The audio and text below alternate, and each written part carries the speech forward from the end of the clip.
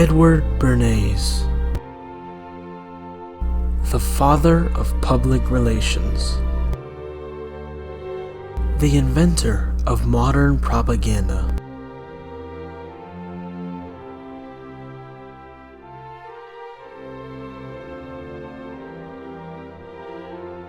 Edward Bernays played a pivotal role in shaping the landscape of modern communication and propaganda.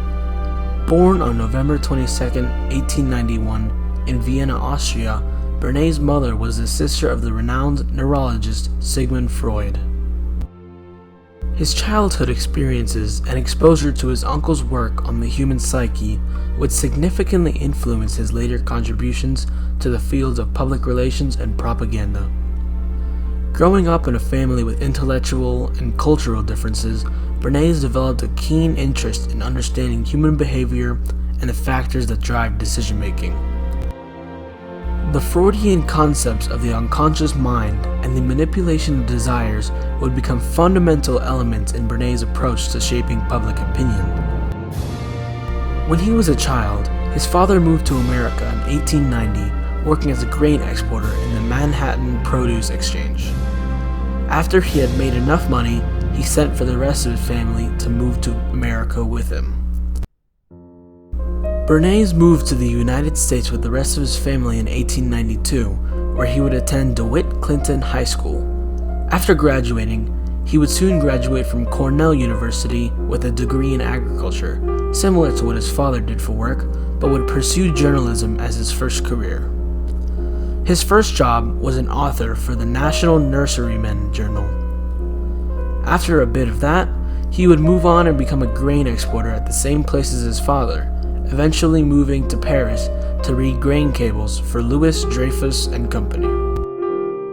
After his adventures, he returned to New York in 1912 and began working as a co-editor for the Medical Review of Reviews and Dietetic and Hygienic Gazette.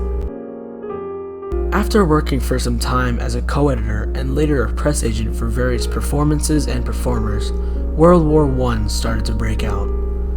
The Committee on Public Information quickly hired him to work for its Bureau of Latin American Affairs. Working alongside Lieutenant F.E. Ackerman, Bernays' job was to focus on building support for the war, both domestically and abroad, focusing especially on businesses operating in Latin America. Bernays would call his work psychological warfare.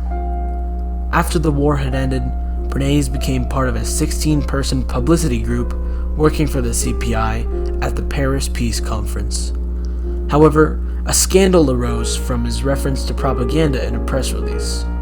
As reported by the New York World, the announced object of the expedition is to interpret the work of the peace conference by keeping up a worldwide propaganda to disseminate American accomplishments and ideals.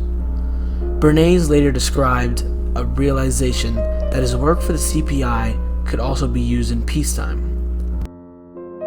As Bernays said, "There was one basic lesson I learned in the CPI, that efforts comparable to those applied by the CPI to affect the attitude of the enemy, of neutrals, and people of this country could be applied with equal facility to peacetime pursuits.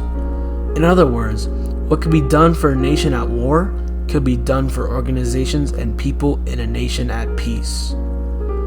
With this newfound ideology, Bernays would become a public relations counsel from 1919 to 1963. Throughout his career, Bernays also wrote 5 books, including his most influential one, Propaganda, which he wrote in 1928. In this book, he articulated his views on the conscious and intelligent manipulation of the organized habits and opinions of the masses. Bernays argued that such manipulation was necessary for the functioning of a democratic society, a perspective that sparked both admiration and criticism.